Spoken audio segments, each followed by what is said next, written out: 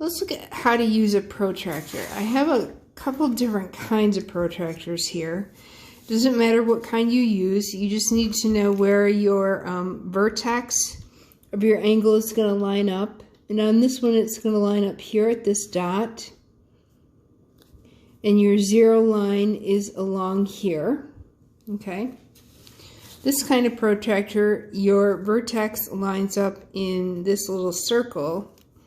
And then you line up your ray of the angle along this line here. So let's look at some basic angles. And this is page 39 in your packet. Okay, I'll just start with this protractor. First of all, I have to know what kind of angle this is. Is it acute, right, obtuse, or reflexive?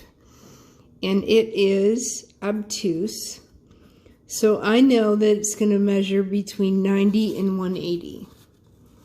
So I'm going to put my protractor down. See how I line that up? And then I would use normally a straight edge to point straight up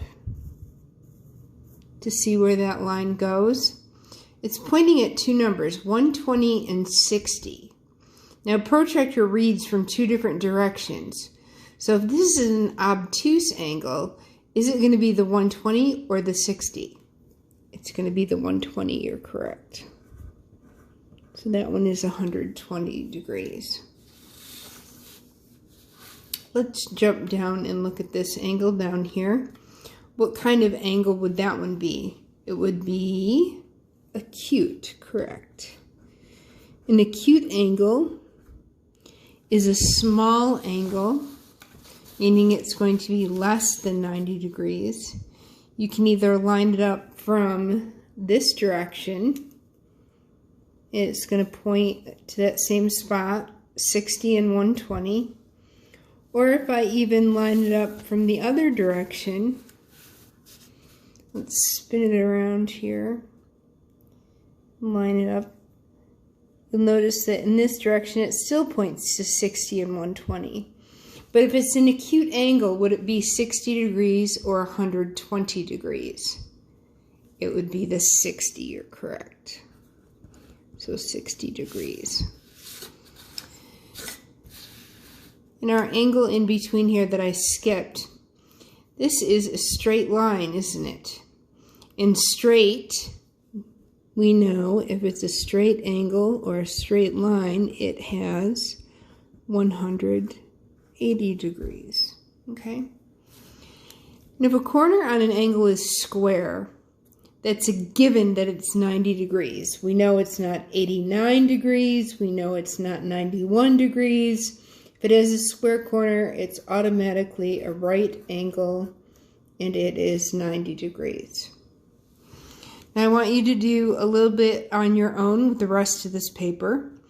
And I want you to think about, what do you think this means if it goes all the way around? There's a hint for that. And then I want you to look at this angle here. This is the one where I told you it bends backwards, kind of like bending your elbow backwards. This is the one where it's more than a straight line, so it's called reflexive. It's a reflexive angle. It is more than 180. You can tell because it bends more than a straight line. So what you can do here is actually measure this angle and subtract it from 360. 360, and I lost my protractor. Let's use the other protractor.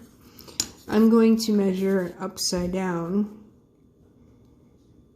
That angle there points up at 150 because I know I'm pointing to the bigger number. So if this